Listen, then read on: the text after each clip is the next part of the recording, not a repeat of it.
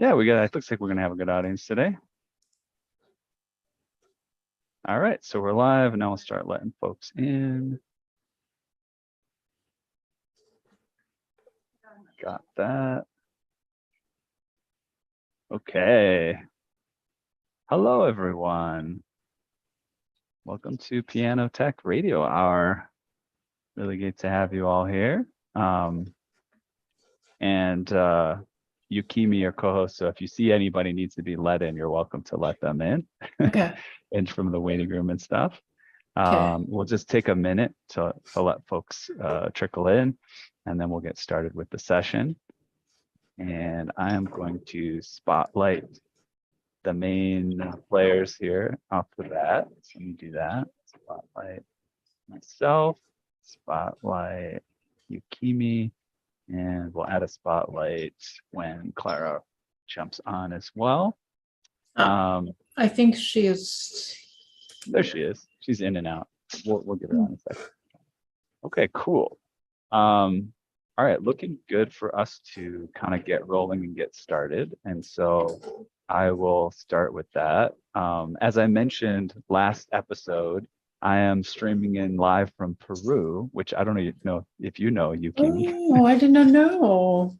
Yeah, I'm traveling this week. I'm in a town called Pisac, and so that's why I'm here. Wherever you can find the best internet is where I am. Okay. There's a nice little restaurant we have right here. Uh-huh. So let me give an intro and we'll get rolling. Giving a welcome to everyone. And actually, let me change the settings here so we don't have a sound when people join. Okay.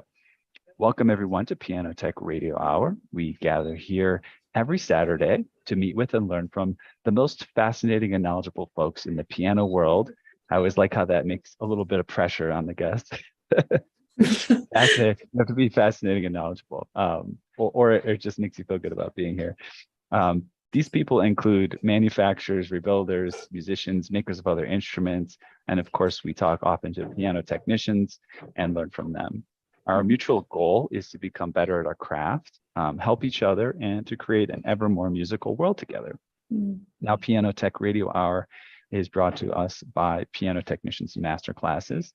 It's an online learning resource that brings you cutting-edge instruction from piano industry masters without leaving your home. You can find out more at pianotechniciansmasterclass.com. And that's an appropriate time. I'll share a link here soon. I'll share a link for you to sign up for our next class, which is happening live on October 1st this year. And we're going to be speaking with Joe Jackson, who has built a very interesting, expansive piano business in St. Louis, Missouri. You know, he like a lot of us started out as, just that piano tech running around doing tunings. And at this point, he's got an expansive business. I think he's got like maybe 10 to 12 employees. They do moving, they do rebuilding, all sorts of nuts and bolts. And I know like even with they're moving pianos like up to Canada and over to the West Coast. So they're doing all sorts of fun stuff. And we thought he'd give a good perspective on what it's like to just think about up-leveling, scaling up, pun intended, your piano business. And so we're going to have a session with him, and we're going to focus on a few key students, and so that we really answer those direct questions that folks have. We already have our first student who's going to be a piano technicians masterclasses regular. His name is Jorge Completo, and he is in Chile. And he's a very ambitious piano technician in Latin America. Appropriate connection to me being in Peru right now. So he'll join as one of our key students, and we'll answer his questions about expanding his business. And we do still have space potentially for a couple more direct mentorships. And so I will share the application form link here in the chat really quickly. Basically, if somebody wants personal mentoring from Joe about how to expand their piano tech business, they can go to this link and they will be able to apply to be one of the special students for that class. So that's just a little plug for what's going on right now. Let me see if I can pull up the link for his class as well. Just a second here. There it is.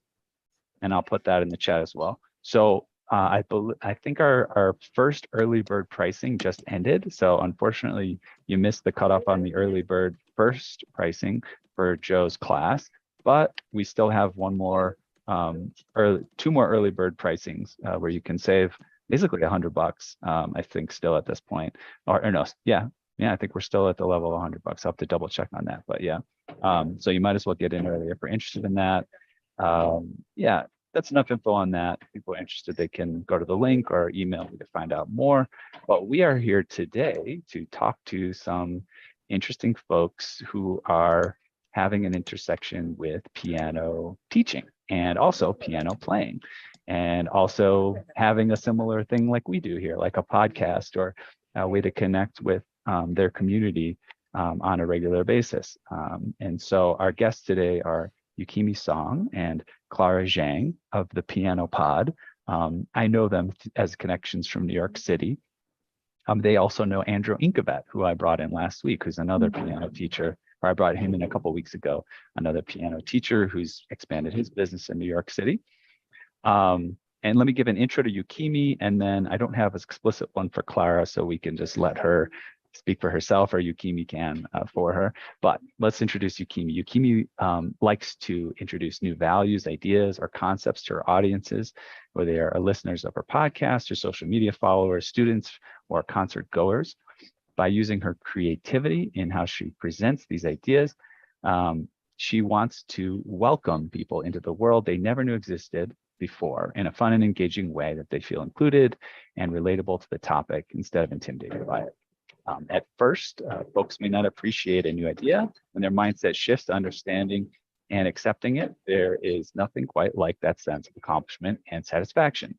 So Yukimi is a creator, executive producer, writer, audio video editor, administrator, and co-host of this podcast I mentioned called The Piano Pod. You can find out more at thepianopod.com. She had felt a sense of urgency to fill the gap between the classical music professionals and the market. And that's since she opened her piano teaching studio in 2007. So this opportunity finally arrived in 2020. She wanted to start this new project with the help of her colleagues to connect classical musicians to audiences through podcasting. And since its launch, she has interviewed guests who have been breaking exciting grounds in the classical piano industry to discuss the traditions of piano and expand the capabilities in this new area. The guest speakers include A-list pianists and composers, performance psychologists, music technologists, educators, entrepreneurs, live streamers, and neurodiverse specialists. So Yukimi, welcome to the Piano Tech Radio Hour. It's good to have you here. Thank you so much, Ethan.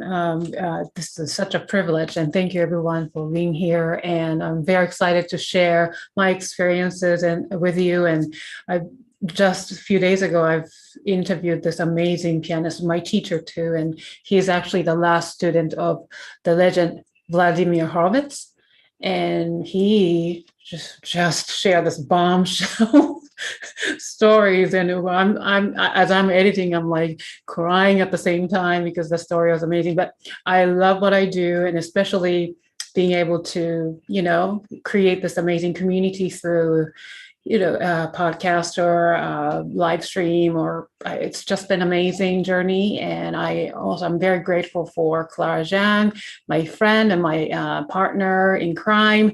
I've been very blessed to be able to do this project for the last 2 years and plus more because of her.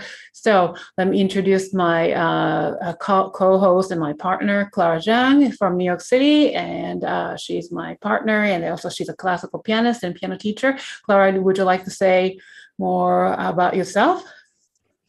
Sure. Thank you. And the feeling is definitely mutual. So hi, everyone. And thank you so much, Ethan, for inviting us back on the show. And so like Yukimi said, I'm also a classical concert pianist. I am currently in my studio on the Upper East Side in New York City.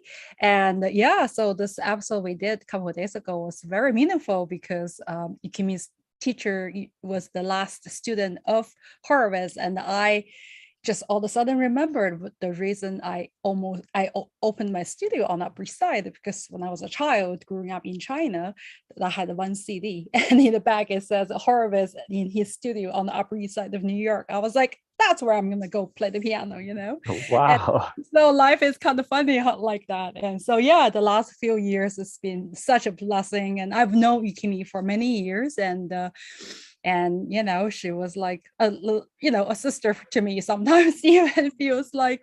And this pandemic actually opened up a lot of doors for us, and we are very fortunate that we are able to maintain our businesses, and our students were able to study remotely online. And I was traveling around the world for quite a bit during that time, and now I think everything is back to normal again. And so yeah, it's definitely a privilege. So nice to meet everybody too. Thank you. Yeah, and we've had some classical pianists as part. Well, we've had I think you actually told me you had him on your podcast, I believe. Frederick Chu, is that right? Or you're maybe Yeah. gonna have him That's soon? right. We did. Yeah, Frederick is really awesome, and he's also very. He's actually, I don't know if you are aware, he's very interested in piano technology, and he's engaged. Oh, definitely. Mhm. Yeah, very, very heavily, not only the technology of the electronics of it, but also, what we do is as the piano tuners, right? And the people that build pianos. He's very interested in the intricacies of the insides of the piano, how it functions, and engaging with us. So that's been really cool. But, we don't, we're out there tuning pianos, but, we don't always get, it's sometimes hard to relate, right, to a pianist directly, right? Because we know a lot of the technical jargon, right, around a piano. It tends to be hard for us to think about talking about it in a different language, so that other people can understand. Same goes with us. Like when it comes to as pianists, we don't know our instruments. We know basics maybe, but when it comes to a really piano technician would explain to me, with the jargons, and we're like, what? So I think pianists are the only instrumentalists who do not know our own instrument, right? Yeah, so yeah, exactly. Yeah. Right. It's a very kind of awkward relationship, and and there's this sometimes that specialization happens because it's necessary, right? Like we need to specialize. We need to we can't learn everything. Right. But I think it's a delicate balance with piano because it's that moment of communication that really matters, right? Especially when you're about to play a concert. Again, it was really wonderful to hear Frederick talk about how he thinks about a performance, I guess actually a collaboration, with the piano technician, with the piano maker, right? There's all sorts of people involved that sort of make a performance happen. Right. So Especially, yeah, I was going to say, when you listen to our episode on Tuesday, and near the end when I mentioned to our guest, Mr. Harim, I was like, oh, you must know that. So my piano is a 1928 Steinway B. And that was rebuilt for me 10 years ago when I opened the studio by this legendary lady, Tali Mahaner. She chooses pianists, whoever she likes, and she would lend them a piano to, play in Carnegie Hall. And I think in Lincoln Center, she has one piano that she's on loan from her on term. But so when I mentioned to Mr. Harlim, he was like, oh, Tali, did she ask you to rearrange your furniture because of the piano as well? It was just very interesting. 1 second, I'm so sorry. Nope, no problem. Yeah, actually, maybe Yukimi, you could tell me more about Tali, because it's a name that I'm familiar with, but it's been a while. So I'm honestly not really sure. I have a upright piano here in Kauai, and I bought it from Beethoven Piano actually in New York City. So, but this legendary figure, I mean, she's still alive, is known for restoring Steinway pianos, and so yes, sounds like it's one of those New York thing. now I remember. Yeah. There's some side tangents, but I think for the audience, not everybody may know. Tali may have a similar story, and it's probably someone that we should have on the show, actually, now that I'm remembering.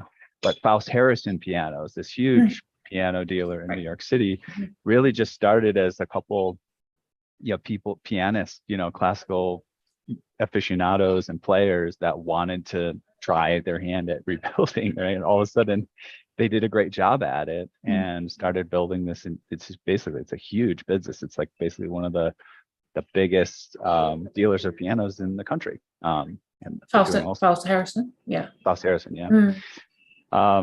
So yeah, so we talked a little bit about this before the show. I think one of the primary reasons I think it's going to be cool to talk to you some more is to kind of get that context of like the state of the classical music industry, like or environment, if you want to call it an industry, state of things for classical pianists and educators. And I think it overlaps with us. Of course it does, right? But we don't think about it often. Where's the piano industry headed? Like, it's always, how many people are still going to be getting, pianos, who's going to get an upright piano instead of a grand piano? Why do they make that decision, right? How do they make the decision to upgrade? Like, anyways, I've just like threw like a billion questions on the table. Sure. Yeah. Just tell me generally, Yukimi, like, number one, what's the state of the piano like players world right now, professionally, classical pianos world, and also like tell us what you're doing to affect it, because I know you're trying to like change things. Yeah.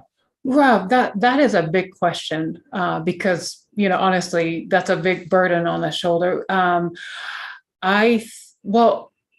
only way I can basically not meant to put a burden, but what I wanted to just want to put the context is, because you're creating the show, right? Like the goals that you have, like what are you adding to the conversation that way? Yeah. Well, so one thing I wanted to do was the connecting the dots. So before pandemic, or even like when I started teaching young children in New York City, and I was teaching in a very lively neighborhood of Manhattan downtown, like Chelsea, West Village, and fancy neighborhood, and they're very wealthy, but not as conservative as Upper West Side or East Side, or so they're more fun and a lot of But however, as I was teaching, they were clueless, and so I felt like it's not about just teaching young kids, but it's about educating these people. But they are educated people, but I have to bring this classical music somehow in a way that they appreciate it, they understand, and they're not intimidated by it. Because even if I tell the parents, your kids need to practice, like a P is like a big P word. It's like a very bad word that I would say, right? So that started with that sort of question. Like we're both like looking at each other, like, I'm saying the very most common sense about playing the piano, and they're like, what? Is this a child abuse or what? That sort of thing. So I really started to question myself about being a teacher, about teaching these young children.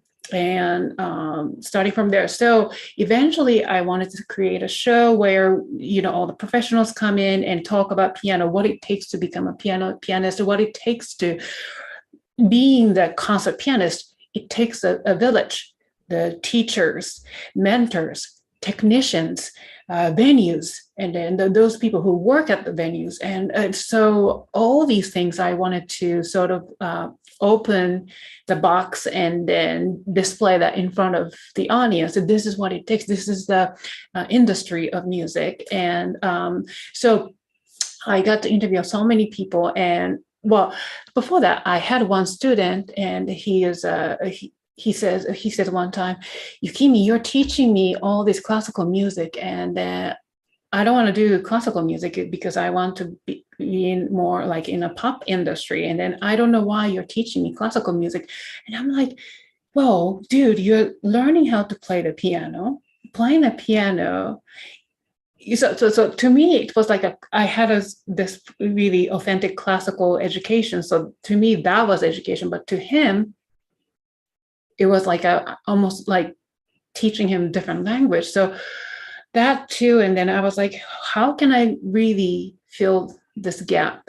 And what he is saying is not wrong, but what I am bringing on the table is not wrong either. So that's, I don't know if I'm answering your question, but that's how I think those started. Okay. Yeah, I would love to jump in there. I mean, I think you are answering my question. I think these are all relevant ideas. I think about it similarly. I wish I had more of a classical training in my background, as someone who plays jazz, and I look up to people. Here's something that I think is valid, and I think this is probably what you're doing, what you're bringing to the table through your podcast and through your outreach. I didn't know that Herbie Hancock, Chick Corea, even some of these rock and roll piano players, Elton John, whatever. I didn't know that they had these classical chops and the classical background, right? There are rumors in my high school among musicians like, oh, we don't play classical, we like rock, we like jazz, that's what we care about, it's better, da da da. It's like stupid things that kids come up with, right? But then the moment that I learned, oh wow, like how does Herbie Hancock come up with these incredible chord changes? Well, he's listening to like Ravel and Debussy and like introducing all of these things into like a different style of music. So you don't learn that until you learn it, right? And I think that's what you're speaking of. Yeah. Yeah. So do you have certain methodologies to sort of communicate that kind of thing? Well, good old fashioned way, let them have them learn the literature. So to me, is to introduce them. So I'm going to start out with the scales and how important it is to learn scales and the chords, basic, major, minor, augmented chords, and starting with that, and then introducing them with the good classical literature. Plus, also I teach them improvisation so that, so there's a compromise. They get to learn pop music, and then they get to, improvise according to the pop tune that they know. And then I teach them harmonization, but also I tell them these harmonies are coming from Chopin, this waltz has the same chord, that sort of thing. So, but then once they learn all these things, the harmonization to even piano literature, Chopin, smaller waltz and things like this, they just be like, wow, this is beautiful. I never knew. And then their interest just, their eyes just gets bigger, and eventually when they become high school students or something, then they start going to the more of a classical concert, and they are very proud of being able to understand the music. But it takes time, so slowly, gradually I introduce them. That's awesome. I'd like to talk about maybe that some more, but there's another topic I want to talk about. And what's really awesome is you're both sitting in front of your pianos, which I don't even think when we have piano technicians on, we always have them sitting in front of a piano. And so even though your background's blurred out, we can still tell. Yeah, I know. You can't hide it. You're also talking about New York City apartment. So Yeah. piano basically is my whole entire home, Exactly. It was the UPS guy that actually rang the bell to deliver our Philip Glass music, So this again, New York City, right? Everything is like, I feel like I'm basically on the street, So during the pandemic, because my piano is so big, so people sometimes sit outside with their mask on, drinking coffee, or we'll take it off, and they're like, all the concert menus are closed, so this is the closest you get, So that's why. Yeah, it's a great point, and I think a lot of we have folks all over the world, literally. Like I said, we got people in Chile, and if they can tune in at the right time, South Africa and all this stuff. But we also have people like from different areas of the United States, more rural areas, right, where the New York City experience doesn't make sense. So I think it's good to have that context for everyone.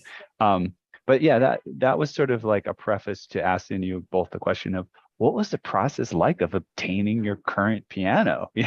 How did you think that through? Was it just something that, a friend had it and it was like, seemed like a good thing to fit? Like, did you spend a year searching and saving? Like, I'd love for each of you just to like talk about what was the process of like getting that particular piano in your space. Okay. Maybe. I can start with this because I think Clara has more interesting story because she has a Okay. Steinway B, and it's The best for last. we want to hear about Ms. Tully's story. So, but to Okay. me, I have a kawaii piano, but this is And actually I'll cut in real quick. Excuse me if I'm off camera for a second, Mhm. but you could keep talking. I'm still listening. Go Okay. ahead. Yeah. Yes. So this is an upright piano, a kawaii. I don't know what model is, but definitely it has a silence feature to it. But it's like really from late 90s or something. So it's an old piano. And I initially rented this piano from Beethoven Piano in New York City.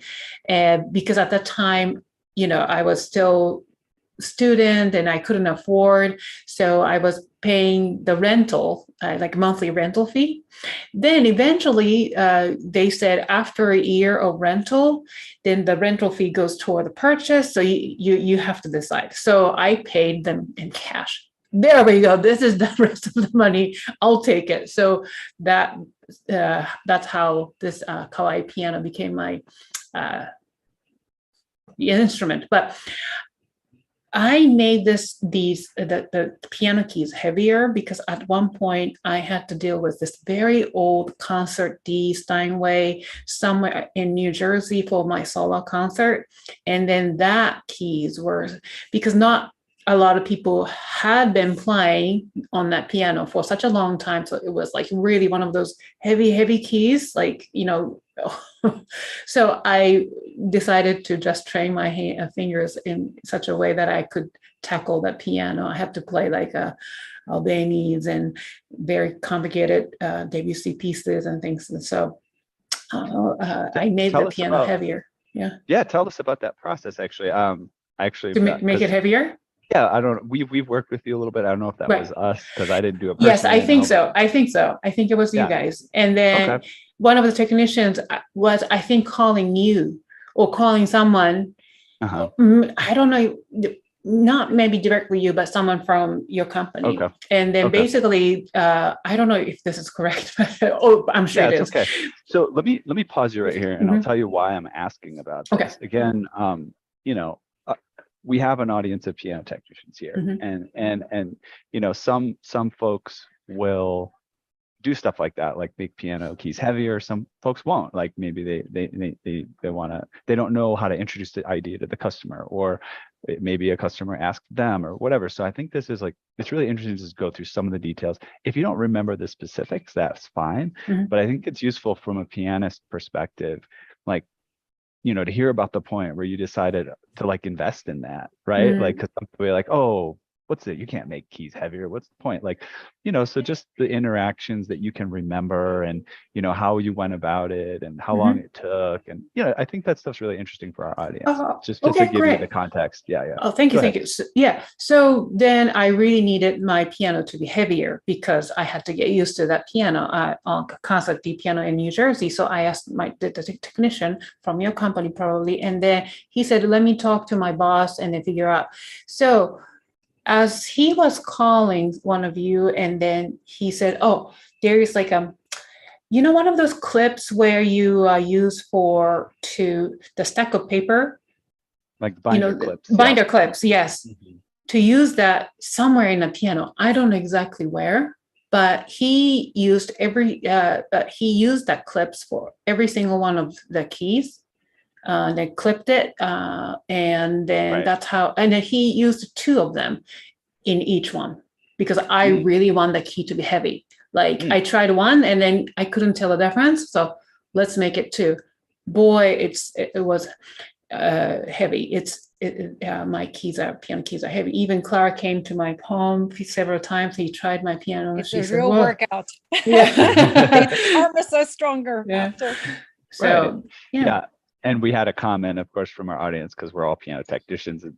Some that was, let's see here. Actually, this is a long comment. Let's read it. Jim Kelly said, maybe it's from earlier, but let's hear what he said. And then he mentioned what he thinks happened, and I think it's right. But so he said he tuned for a concert, and the drummer was Thelonious Monk's son. That's awesome. Wow. Yeah. That's cool. He told me growing up there was always music and musicians at the house.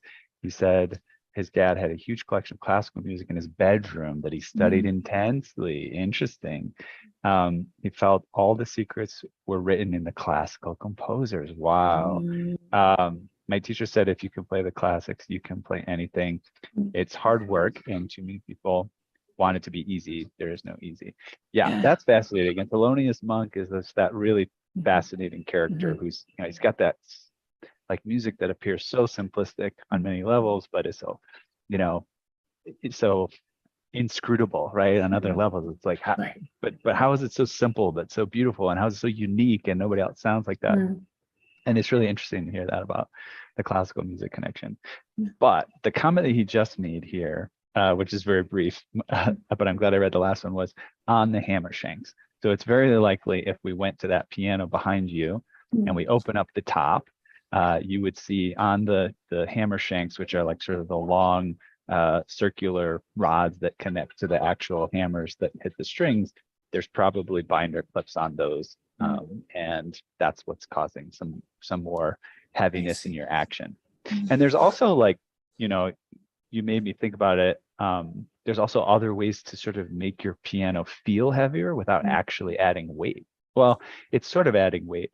It has to do with when the keys come into contact with the dampers. So like there's a mechanism that when you press down the key, takes the damper off the strings. And you don't necessarily notice it as a pianist, but when the key comes into contact with that lever that lifts the damper off the strings, it adds a little bit of resistance. I wouldn't necessarily call it weight, but I would call it resistance, because there's like an actual spring mechanism that is attached to that lever. And so another mechanism of adjusting the heaviness and lightness is to adjust how early or late the engagement with the damper lever is. So that's another thing that sometimes technicians do. That's great. So I'm glad you're happy with that. And if it was us, even more glad that it was happy. Yeah, I'm sure it was your company, so thank you. Sure. And then, so it sounds to me like the origin of that was with you. So you talked to the technician, you said, hey, is there any way to make my piano feel heavier? And then we came up with a solution to that. Yeah. Okay, cool. It's good. It's good to know that story. Are there any other things that you've done with your piano that originated with a technician or like another musician making a recommendation or something like that? No, I think that's like the biggest thing that I've done to my current piano. Yeah. Okay. How about voicing? Like voicing is an interesting topic, which, it's kind of like the afterthought for a lot of pianists, but I think once they get involved with it and start experimenting, it like opens up this whole new world. And I'm running blind on asking you this question. Have you attempted to have any voicing work done with your piano? I'm seeing Clara nod. We'll go to her. Yeah, I think yes. Yeah. But Yukimi, have you had any voicing work done? I think so. I think yes, but I think Clara. Let's talk to Clara. Yes. So Clara, why don't you talk about the voicing thing first, and then we want to hear about your piano purchase story. Okay, I'm trying to unmute myself. So the reason Tally Mahaner, I wonder if someone in the audience might even know her name. I read about her for like a year and a half, and I was looking for a piano, and I kind of knew she was famous, and then it's like somebody from the books, and you never even imagine you would actually find her. And then the first person, of course, I was introduced was her. So she's famous because of voicing, and she is like almost she's kind of like an artist for, it's like a piano doctor, I guess, so voicing. And I think when she inherited Horowiz's last piano eventually, I almost wonder if that's the piano she's using also as a model, when she, so yeah, every time I have her come in, and I it's my fault. Sometimes I don't have her coming every 6 months, if I'm traveling or something. But she had me have a piano sitter, like a babysitter, and they come in and adjust my temperature, like I keep my AC on the whole entire summer, even if I'm gone for like a month and a half. And so when she comes back, she's like, okay, this time you did a good job. Another time she'd be like, that's not good. This is my baby. What are you doing? And then she would sit here for like 2.5 hours. And it's really not of it's like it's a beautiful piano, but it's always the voicing that she's really working hard on. You can just see that the care she has, and the years she has, it's not something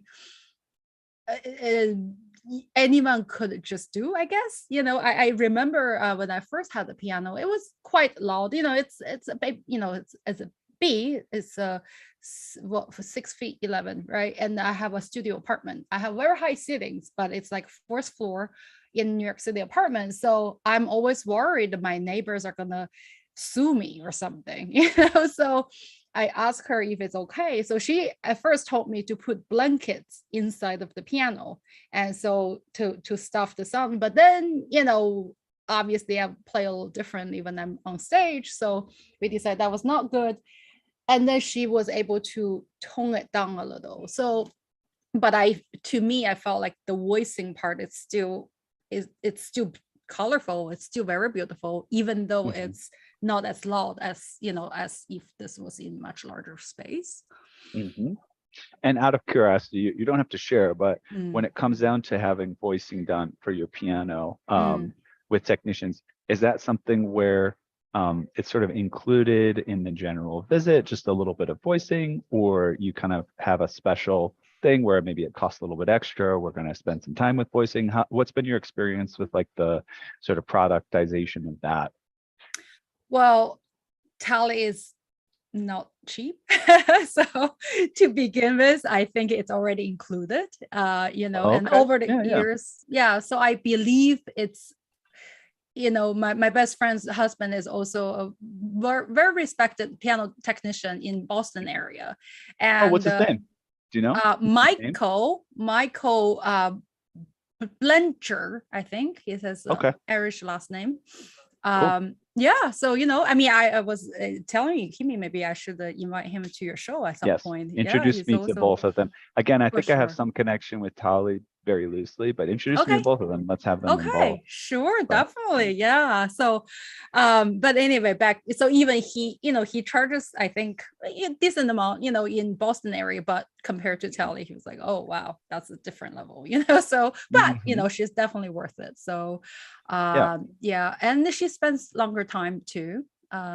It's just I feel very proud. And for longest time, 10 years ago when I first opened the studio, I literally moved in with my piano. I had 2 other apartments. I gave up the apartment, and so I can.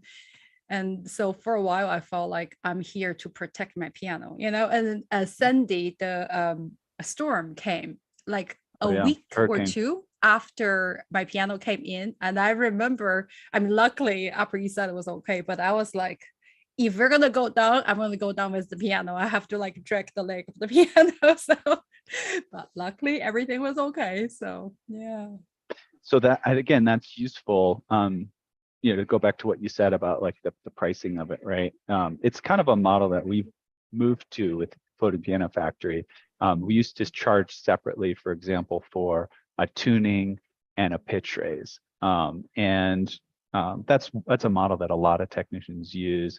So like if your piano hasn't been tuned in a year or 2, it can be so far out that it takes extra time. And so you say, oh, this needs a pitch raise, and you charge a little bit extra. And what I moved to, which I kind of like, is just say, okay, listen, if your piano needs a pitch raise, that's included in our base price for what we perform. And then if it doesn't need a pitch raise, we're going to put in some extra time and energy somewhere else, right? Like, and it could be voicing, it could be doing a little bit of repair, it could be optimizing like the touch of the piano or something like that. But yeah, and I think that's, again, I think it's useful for our audience. We have piano technicians all over the world. People just, what we found is piano tuning is not a commodity. And so even though you want to say like, oh, my price should be what that guy's price is, should be this is the price of a piano tuning, right? It's really not like that. It's like, okay, if you want a tuning with Tali, it's a little bit more expensive, but you might get a little bit more with that, right? And that's how she functions. And somebody else might do the tuning and pitch raise separate and all that stuff, right? Lots of different options. So we didn't cover the purchase of your piano. That's So right. tell us that story. I want to hear about that. Well, it's like Yukimi said, it's kind of like one of those stories that just I feel like I should make a movie out of it. So Awesome. Long story short, so I have this, I don't know if you can, so I have this tiny little keyboard right here. I mean, not that tiny, but it's like a full size. So when I first moved to New York, all I had was that keyboard, it's a full size. And so my keyboard was being sent to different various menus sometimes, aside from me. So like my friend would pick up my piano and send to a menu, and I would take the train. And in the beginning, like I was so cheap, like totally starving artist. I would wear like high heels and carry the piano on my shoulder, take a bus, and then everybody was like, let me give a ride to the piano, but I don't know if I can fit you in. So I had this goal that I was like, I want a Stanley. And growing up, my parents never expected me to be a musician. So when I started on my birthday when I was 3, my grandma gave me like a tiny little keyboard just because I was so energetic, and then she was like a head of a preschool. So she's like, I found a solution for her to sit for 3 minutes was standing up. So that was my first piano. But because my parents never expected me to be a musician, they kept on switching. So I have like 5 pianos in China. It's like the next best thing that they need to get for me to enter the next competition. And they were basically training us like to be DJs or something, and this is something I only just recently realized, as I'm teaching my students. So there was always this goal, like I want a good piano, like I was always. Wait, I'm gonna unpack some things here too. So okay, you said 5 pianos, right? In China? 3 electronic piano and 2 uprights. Yes. Okay, and that's what I want to know. How many were acoustic? How many were exactly. electronic? Yeah. And then the other question is, when you said teaching you to be DJs, do you mean be able to play any one of these like classical tunes on demand? What does you mean by teaching you to be a DJ? That sounds interesting. Yeah, it's again, I'm just realizing now, I remember, so again, that's like between I was 3 to 9, right? And I am the long generation. So most other families, they want the kids, we're only child. And so if you play, you should be, the best. But my mom was like in finance and dad was engineer. So they were like, don't become a professional pianist and then we'll sign you up for classes, right? So, and they took me to these group classes. And so I remember there were John Thompson books as well, and maybe even some Alfred. But what they did, and there was like a Chinese edition of the music, and what they did was the right hand, you're playing all the melody, and on the left hand, because you're playing keyboard at this point, your left hand is just playing chords and then changing the sound. So like there's, I don't know, like one of my keyboard, I think had 200 different instruments sound. So you use the chord and then it could be a drumming, and then right hand is playing whatever, like Turkish march or whatever. And gotcha. There's a lot of competitions, and I remember my hair is always like standing up like that, and heavy makeup, like 7, 8 years old, crazy dress, very like colorful, and it stand up together like a bunch of kids. Sometimes we would do a group performance. It was interesting. So I actually never touched an acoustic piano until I was 9, and again, I gotta unpack this again because this is like different than I am familiar with. So just to repeat, make sure I'm understanding this correctly.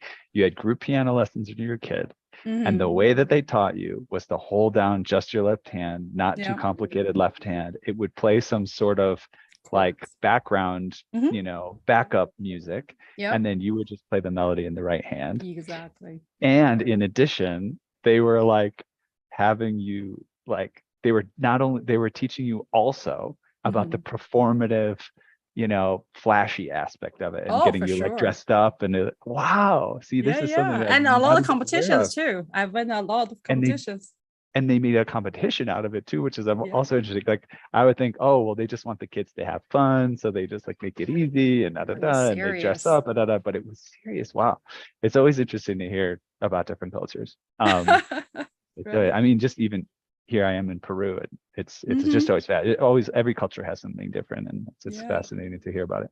And then you realize how weird your culture is, like Yeah, when yeah. other No, my people. best friend is actually Peruvian, and her father is I think the head of the second biggest conservatory over there in Peru. So, she and her Oh, husband, so now her husband actually tunes a lot of the pianos whenever they're down there for holidays. And it's just, he's all American, right. so he's like, this is really cool, like I like the It's another pianos here. connection you got to make, Clara. Yeah, Oh, yeah, because I'm yeah, it's the here. same. If Yeah. if I Mhm. can, we just talked about this last week. What can I do while I'm here in Peru? Because I Mm. did a lot of piano, almost like research while I was here, and like Oh, what's the piano culture like, and I've talked about that in this show a I'll be bit. happy So to connect you. yeah, Yeah, of maybe I can go meet this guy. Maybe he's in Lima or something. All course. right.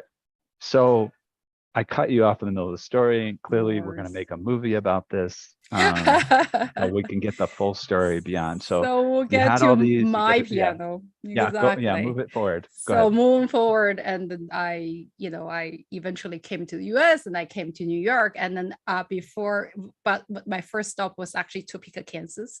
So when I first moved here, I was here on tour, and then I moved to Topeka, Kansas to get my undergraduate. So because there were so little pianists, that they were so kind and generous for us, and they bought like Steinways for us to practice on. So I was so used to that. And then fast forward, after Massachusetts, I come to New York. All I had was this keyboard